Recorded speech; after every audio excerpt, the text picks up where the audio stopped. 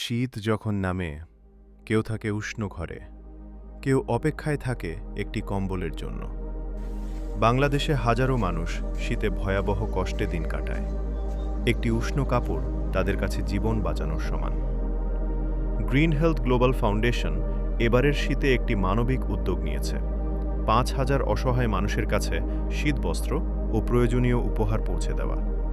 আমাদের প্রতিটি উষ্ণতা প্যাকে আছে ভ্যাসেলিন, লোশন, লিপ বাম, উলের টুপি, মোজা, দস্তানা, সাবান ও শুকনো খাবার।